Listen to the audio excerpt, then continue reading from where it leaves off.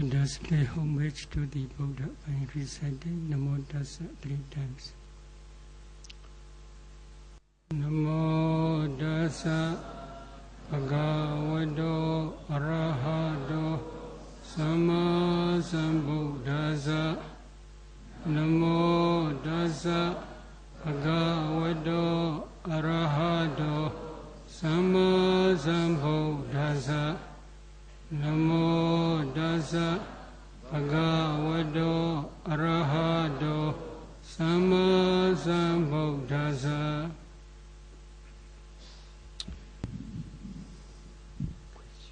Question 14.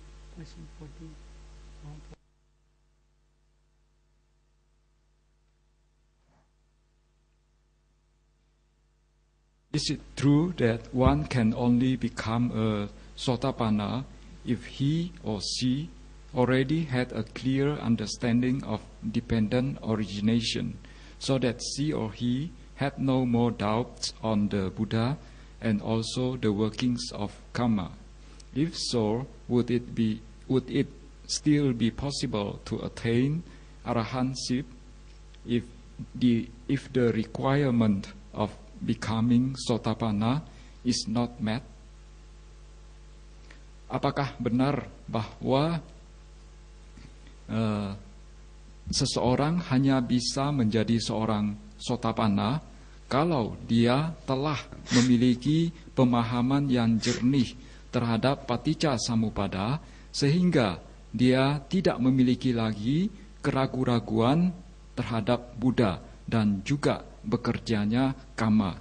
Kalau demikian, apakah masih mungkin untuk mencapai tingkat arahat kalau persyaratan untuk menjadi Sotapanna belum terpenuhi?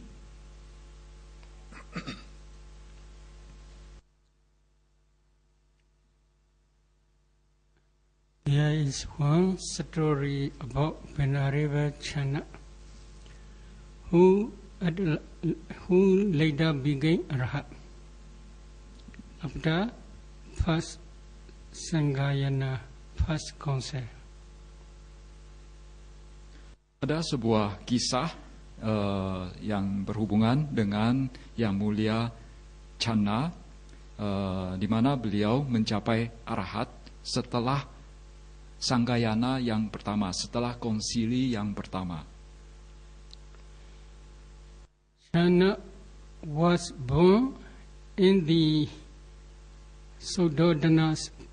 King Suddhodana's palace together with our Bodhisattva on the same day. Yang Mulia Channa lahir pada hari yang bersamaan dengan Bodhisatta kita di istana Suddhodana.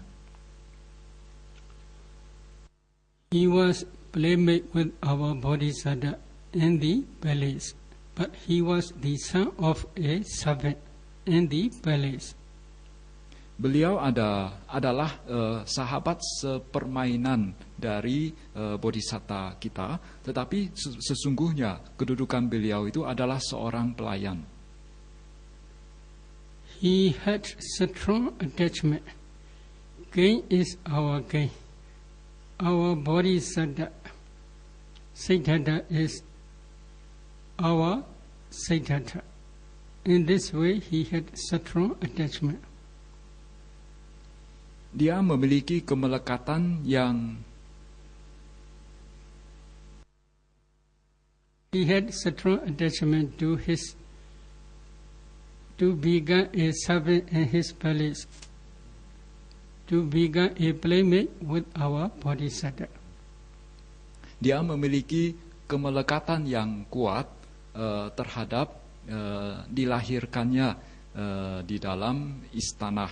Kemudian dia juga memiliki kemelekatan yang kuat untuk menjadi kawan sepermainan dari Sang Bodhisatta. When our Bodhisattva renounced his kingdom, he followed after our Bodhisattva. up to the Anoma beach. Pada saat sang bodhisatta meninggalkan keduniawian, meninggalkan istana, Channa ini dia ikut sang bodhisatta sampai ke tepi pantai, tepi dari Anoma. One day, our bodhisatta became Buddha, enlightened one. After the enlightenment, Buddha is teaching Dhamma throughout India. Buddha was teaching the Dhamma throughout India.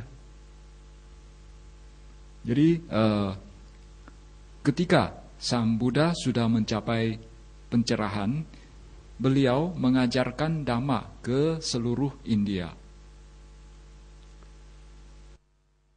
One day, he was ordained under the Buddha as a bhikkhu. Pada suatu hari, dia ditabiskan oleh sang Buddha menjadi seorang bhikkhu. After ordination, he had a lot of pride to become the playmate with our Buddha. And he had strong attachment. Buddha is our Buddha. Gain Sododana is our Gain Sododana. In such a way, he had a lot of attachment. Dan dia memiliki suatu kebanggaan yang berlebihan untuk menjadi seorang kawan sepermainan dari sang Buddha. Beliau juga memiliki kemelekatan terhadap sang Buddha. Itu adalah Buddha saya. Kemudian kemelekatan terhadap Raja Suddhodana juga. Itu adalah raja saya. He had a lot of conceit to become the playmate with our Bodhisattva, as well as when our Bodhisattva renounced the kingdom, he followed up to the Anoma beach. So such type of experience produced him a lot of pride. Kemudian jadi dia memiliki keangkuhan yang berlebihan karena sebelum sang bodhisatta menjadi seorang Buddha, sang bodhisatta adalah kawan sepermainannya. Kemudian dia juga bangga bahwa pada saat sang bodhisatta meninggalkan kerajaannya, dia ikut sampai ke tepi dari sampai ke pinggiran dari Anoma, dan itulah kebanggaan yang selalu dimilikinya. He thought Venerable Sariputta and Venerable Mahamoggallana etc. are later generations. He was first playmate with our Buddha. Dia pikir bahwa Sariputta dan Moggallana itu datang belakangan, sedangkan yang pertama-tama yang berhubungan, yang berdekatan sama Sang Buddha adalah dia sendiri. Because of this, usually he used harsh language. Because of this reason, many bhikkhus don't like to discuss with him, to talk with him. Karena alasan inilah dia sering menggunakan kata-kata, sering mengeluarkan kata-kata yang kasar, dan para biku pun enggan untuk berbicara atau berdiskusi dengan dia.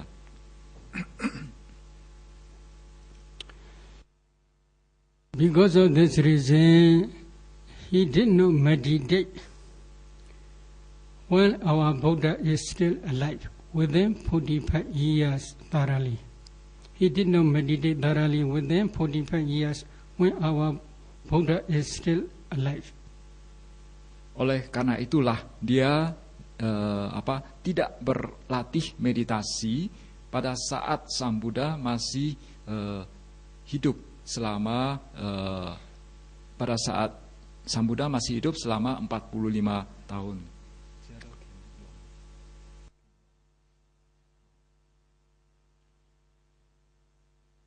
Because of this pride, before Parinibbana, the Buddha gave instruction to Venerable Ananda to do Brahmadanda to Chandathera, to suppress his pride. Because of this instruction, after Buddha's Parinibbana, Venerable Kassapa, Venerable Ananda, etc., many 500 arahats do first counsel Sangayana. At the end of Sangayana, Venerable Kassapa asked many questions to Venerable Ananda. Among those questions, one answer is this Brahmadanda. The meaning of Brahmadanda is noble punishment. What is the meaning of noble punishment? Venerable Chanda could talk to other bhikkhus, but other bhikkhus should not talk to him any word. This is Brahmadanda, noble punishment. Jadi karena kebanggaan inilah sehingga sebelum Sang Buddha mencapai parinibbana, Sang Buddha memberikan instruksi kepada Ananda bahwa seyogianya nantinya memberikan Brahmadanda kepada Chanda. Tujuannya agar bisa menekan kebanggaan atau keangkuhan dari Chanda ini. Oleh karena itu, setelah mencapai parinibbana, Mahakassapa, Yang Mulia Mahakassapa dan Ananda dan banyak arahat lainnya itu mereka berkumpul kemudian menyelenggarakan Sanggayana yang pertama atau konsili yang pertama. Pada akhir dari Sanggayana ini, Yang Mulia Kassapa bertanya banyak pertanyaan kepada Ananda, Yang Mulia Ananda, dan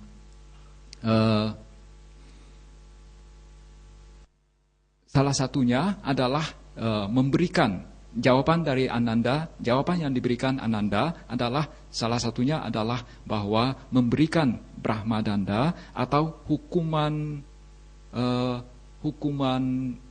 luhur kepada Yang Mulia Chanda. Apa yang dimaksudkan dengan Brahmadanda atau hukuman luhur ini, hukuman mulia ini, yaitu bahwa Chanda boleh berbicara kepada siapa saja, tetapi yang lainnya tidak menjawabnya, yang lainnya tidak berbicara kepada dia. Jadi dia boleh berkata apapun, dia boleh bercerita apapun, tapi yang lainnya tidak menyahutnya.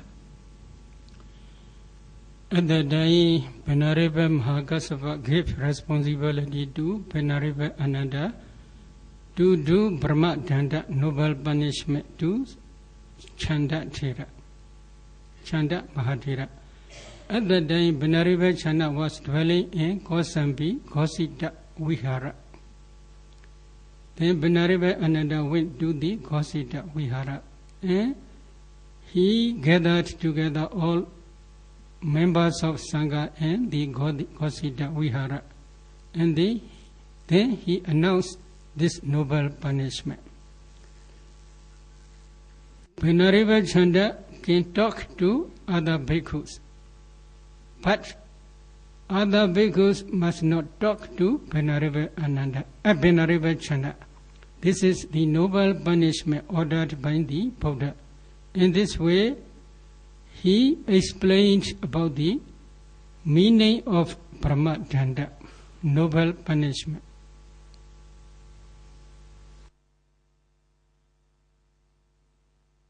Jadi pada saat itu Yang Mulia Mahakassapa memberi tanggung jawab atau menugaskan Ananda untuk memberikan Brahmadanda kepada Yang Mulia Chanda atau Chanda Mahathera. Dan pada saat itu Chanda, Yang Mulia Chanda sedang berdiam di Kosambi, di wihara Gosita. Dan lantas Ananda berangkat ke sana, kemudian mengumpulkan semua anggota biku, semua anggota sangga yang berada di tempat tersebut, kemudian mengumumkan bahwa semua orang, Chanda boleh berbicara apa saja, tetapi semua orang seyogianya tidak berbicara kepada dia. Dan Ananda mengatakan bahwa inilah hukuman Brahmadanda yang diberikan oleh Sang Buddha kepada Chanda. Dan pada kesempatan itu Ananda juga menjelaskan makna dari Brahmadanda ini. At that time, Venerable Chanda became unconscious. When he recovered from unconscious and became conscious mind, at that time, he approached one bhikkhu. He tried to talk that bhikkhu. That bhikkhu, no response. Then he approached another bhikkhu. Another bhikkhu also no response. So he became very sad. At that time, his prop became less. Pada saat itu, Chanda yang semula tidak memiliki kesadaran, lantas akhirnya karena hukuman ini dia menjadi sadar. Jadi pada saat dia berbicara kepada biku yang lain, ternyata biku yang lain tidak menyahutnya. Berbicara ke biku yang lain lagi, biku lain tidak menjawabnya. Lantas dia merasa sedih pada saat itu. Lantas akhirnya akibatnya adalah keangkuhannya atau kecongkakannya akhirnya menjadi jatuh juga. There is no bhikkhu who talk with him. He became very sad. Then he left from Kausidarama monastery and then went to the Varanasi Isipadana monastery. In that Isipadana monastery, he practiced Vipassana diligently. He contemplates 11 types of aggregates as anicca, dukkha, and anatta. What are 11 types of aggregate? This is the object of Vipassana. Yankinchi Rupa Dita Nagata Bichupana, etc. In this way, Buddha taught in many suttas in Khandavagga Sanyutta Bali. What is the meaning? Whatsoever materiality there is, past, present, or future, internal or external, gross or subtle, inferior or superior, far or near, all rupas one must contemplate as nedamama nesoha masami na meso ada. This is not mine. This is not I am. This is not my ada. The meaning is one must contemplate as anicca, dukkha, and anatta. In this way, Buddha instructed in many suttas. According to this instruction, he practiced five aggregates: the clinging aggregate of materiality, the clinging aggregate of feeling, the clinging aggregate of perception, the clinging aggregate of formations, and the clinging aggregate of consciousness in the same way.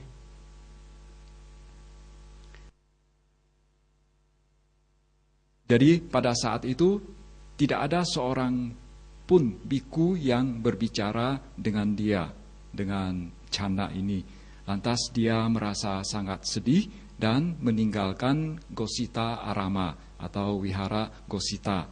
dia berangkat menuju Varanasi ke Taman Isipatana. Di sana dia berlatih vipassana dengan rajin. Dia merenungkan 11 jenis dari gugus kemelekatan atau pancakanda, dan apa saja ke-11 itu. Jadi dia misalnya merenungkan bahwa rupa kanda itu baik yang di masa lampau, di masa saat ini, di masa yang akan datang, baik yang ada dalam dirinya maupun yang berada di luar dirinya, yang ada pada orang lain, baik yang halus maupun yang kasar, baik yang jauh maupun yang dekat, itu semuanya bukanlah milik saya, bukanlah aku, bukanlah atas saya. Dan dia merenungkan bahwa dalam aspek dari dia merenungkannya dengan melihat aspek anicca, dukkha dan anattanya, dan itu memang banyak disebutkan di dalam sutta. Jadi itulah yang direnungkan terhadap lima kanda atau 5 gugus kemelekatan yang ada. However, he could not attain any noble state. Because of this reason, he approached to the many Mahatheras, and he asked how he should practice.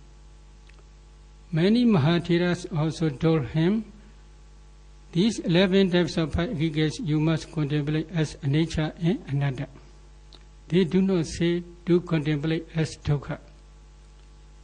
What is the reason? There is one reason.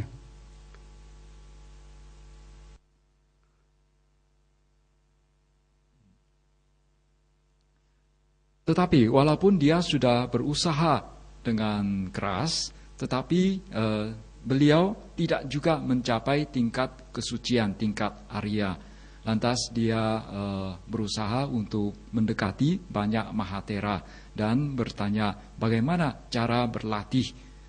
Lantas banyak Mahathera menganjurkan untuk merenungkan pancakanda dengan melihat aspek anicca sama anattanya. Jadi mereka tidak menyebutkan dukkha. Mengapa demikian? Ada satu alasannya. In time of Buddha, he had always used harsh language. This is one reason. Another reason is, in time of Buddha, he used to tell all noble ones as suffering. What is the reason? In many suttas, Buddha says, yada nature dan dukkha. One dhamma which is nature, that dhamma also dukkha. In this way, Buddha taught in many suttas. Then he concludes, Magga Chaita path consciousness and Phala Chaita fruition consciousness which realize Nibbana also impermanent nature. So, Magga Chaita and Phala Chaita are also dukkha. Any noble one who attain Magga Chaita and Phala Chaita are attain dukkha only. This is his habit. Because of this habit, they don't want to teach him to contemplate these 11 types of aggregates as anicca, dukkha, and anatta. Instead, they instructed to contemplate as anicca and anatta only. Jadi alasannya karena pertama pada saat Sang Buddha masih hidup, dia sering menggunakan kata-kata yang kasar. Dia sering mengeluarkan kata-kata yang kasar. Kemudian sebab yang kedua, dia mempunyai kebiasaan untuk menceritakan atau memberitahukan kepada orang lain bahwa semua yang sudah mencapai Arya, yang sudah mencapai kesucian itu juga menderita. Semuanya di dalam sutakan sering dikatakan apa yang ada, semua yang bersyarat itu atau semua yang muncul itu anicca, kemudian oleh karena itu juga merupakan dukkha. Ini disebutkan di dalam banyak sutta. Oleh karena itu beliau berpandangan bahwa bagi mereka yang bahkan yang sudah mencapai kesucian, bagi mereka yang sudah mendapatkan magga citta maupun phala citta yang nantinya akan mencapai nibbana, itu pun anicca, oleh karena itu dukkha. Sehingga dia mengatakan siapa saja yang walaupun sudah mencapai kesucian juga mencapai atau juga mendapatkan dukkha. Jadi inilah kebiasaan yang dimilikinya. Oleh karena itu ketika itu para mahathera itu hanya jadi tidak mengajarkan dukkha kepada dia. Jadi hanya mengajarkan kepada dia anicca sama anatta. Itulah sebabnya. One day he remembered Venerable Ananda. He was friendly with Venerable Ananda from childhood. Because of this reason, he remembered that Venerable Ananda learned many dhammas from the Buddha directly.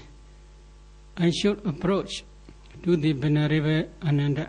In this way, he decided to leave from Isipadana monastery, and then he went to Kosambi Gosita Rama monastery again.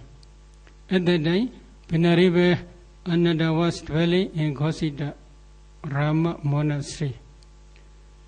When he approached to the Venerable Ananda, he explained his experience and his difficulties. At that time, Venerable Ananda understood. He did not practice dependent origination. So, because of this reason, Venerable Ananda explained to practice dependent origination. While explaining, he directly taught him one sutta called Kichana Gota Sutta. The Kichana Gota Sutta explained dependent origination, forward order as well as reversed order, both.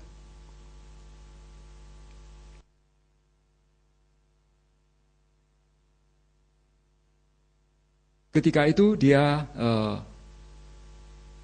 teringat pada Yang Mulia Ananda, karena Ananda itu adalah Yang Mulia Ananda adalah sahabat pada saat dia masih kecil. Oleh karena itu, dan dia juga tahu bahwa Yang Mulia Ananda banyak belajar, banyak mendengar langsung kata-kata Sang Buddha, sehingga dia mencoba untuk mendatangi Yang Mulia Ananda. Dia memutuskan untuk meninggalkan Taman Isipatana dan menuju kota Kosambi, menuju Gosita Arama, di mana di Gosita Arama tersebut berdiam Ananda. Lantas setelah dia mendatangi Ananda, dia menjelaskan pengalamannya, dia menjelaskan kesulitan yang dihadapinya. Lantas pada saat itu Yang Mulia Ananda paham bahwa ini disebabkan karena canda ini dia tidak mempraktikkan paticca samuppada. Lantas Yang Mulia Ananda menyuruh Yang Mulia Canda ini untuk berlatih atau untuk mempraktikkan paticca samuppada, dan beliau langsung mengajarkan sebuah sutta pada saat itu.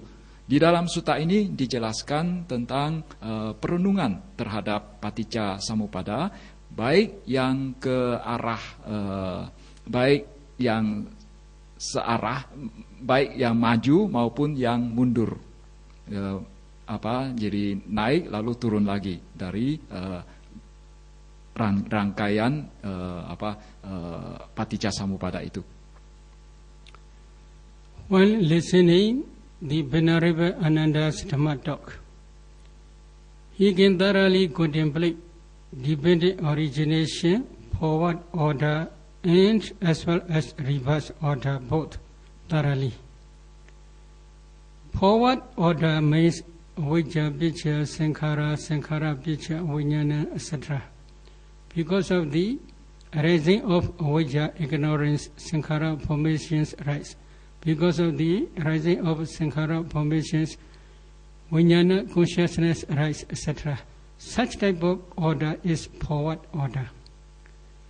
Reverse order means because of the complete cessation of avijja, sankhara formations also cease completely without remainder. Because of the complete cessation of formations, vijnana consciousness also cease completely without remainder, etc. Such type of contemplation is called contemplating reverse order. He can contemplate both forward order and reverse order when listening to Dhamma talk.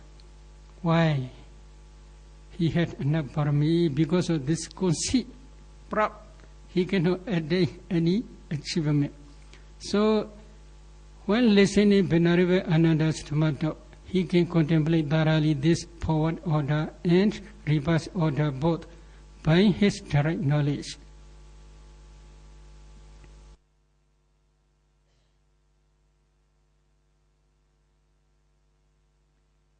Jadi pada saat dia sedang mendengarkan pembabaran Dhamma yang dilakukan oleh Ananda kepada dia juga saat itu langsung merenungkan Paticca Samuppada baik secara maju maupun secara mundur. Yang dimasukkan dengan maju, merenungkan secara maju itu adalah awijja paccaya sankhara. Karena adanya awijja lantas muncullah sankhara. Kemudian karena adanya sankhara lantas muncullah winyana dan sebagainya. Itulah yang dimasukkan dengan maju. Yang dimasukkan dengan mundur adalah karena berakhirnya awijja sehingga berakhir pula sankhara tanpa sisa. Karena berakhirnya sankhara sehingga berakhir pula winyana tanpa sisa. Itulah yang dimasukkan merenungkan secara mundur terhadap Paticca Samuppada. Jadi dia pada saat itu bisa melakukan perenungan secara maju maupun secara mundur pada saat sedang mendengarkan Ananda membabarkan Dhamma. Mengapa bisa demikian? Mengapa bisa sambil mendengar sambil merenungkan? Karena dia memiliki parami yang cukup. Jadi hanya karena adanya keangkuhan pada dirinya saja yang membuatnya tidak bisa mencapai tingkat kesucian. Jadi dia melakukan perenungan secara, dia melihat Paticca Samuppada dengan pengetahuan langsungnya pada saat itu juga. Because of this reason, at the end of Venerable Ananda's discourse, he became Sotapanna. After becoming Sotapanna, he continued his meditation practice diligently. Then one day, he also became Arhat. The Buddha, before Parinibbana stage, he had already seen that if Chanda can suppress his pride, he can attain Arhatship. But as long as he cannot suppress his pride, he cannot attain any nobleship. Because of this reason, Buddha, to suppress his pride, the Buddha gave Brahmadanda.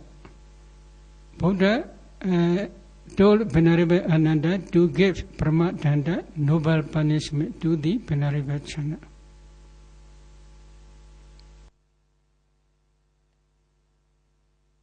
Jadi pada akhir dari pembabaran Dhamma yang dilakukan oleh Ananda kepada Yang Mulia Channa. Yang Mulia Channa pada saat itu juga langsung mencapai tingkat kesucian Sotapanna. Kemudian setelah mencapai tingkat kesucian Sotapanna tersebut, Yang Mulia Channa tetap melanjutkan latihannya dengan tekun, dengan rajin, dan sampai suatu hari akhirnya beliau mencapai tingkat kesucian arahat. Jadi Sang Buddha sebelum mencapai parinibbana sudah melihat bahwa apabila Yang Mulia Channa ini dapat menekan keangkuhannya, maka dia sesungguhnya bisa mencapai tingkat kesucian arahat. Tetapi karena beliau Yang Mulia Channa ini sebelumnya tidak bisa menekan keangkuhannya, sehingga dia tidak bisa mencapai tingkat arahat. Jadi dalam rangka untuk menekan keangkuhan dari Yang Mulia Channa ini, lantas Sang Buddha memberikan instruksi kepada Ananda untuk memberikan hukuman Brahmadanda kepada Yang Mulia Channa. Because of the rising of Vijja, ignorance, sankhara formations arise. Because of the rising of sankhara formations, vijnana consciousness arise. How do you think this? This is dependent origination for you at the present moment. In time of birth, linking my moment, this consciousness arises. This consciousness is called birth linking consciousness, Patisandhi Citta. Why this Patisandhi Citta arises? Because of the rising of sankhara formations. Because of the rising of sankhara formations, Patisandhi in this very life, Patisandhi Citta, birth linking consciousness rise. Please consider carefully. In this very light, first consciousness is this Patisandhi consciousness. That Patisandhi consciousness arises because of the formation sankhara. Then that sankhara can be in this very life or in previous life. This is very clear. So in previous life, you had accumulated these sankhara formations. There are two types of sankhara formations, wholesome sankhara formations and unwholesome sankhara formations. For human beings, which produce birth linking consciousness, Patisandhi Citta is wholesome sankhara formations. These wholesome sankhara formations were had accumulated based on Vijja ignorance. So I will explain later.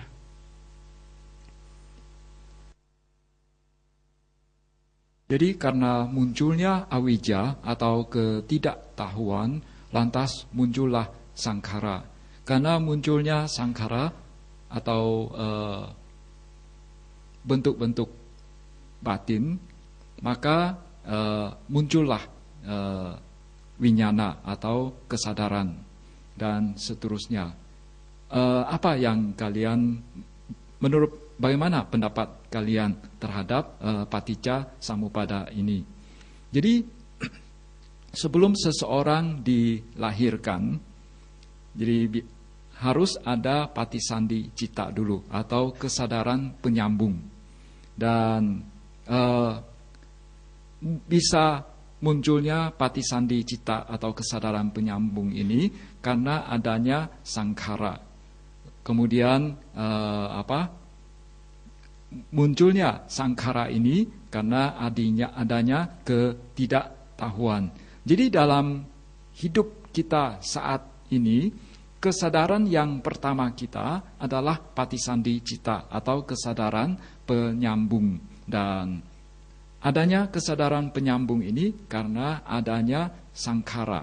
Jadi ini sangat jelas, dan sankhara ini merupakan suatu bentuk-bentuk batin yang terjadi dalam kelahiran lampau.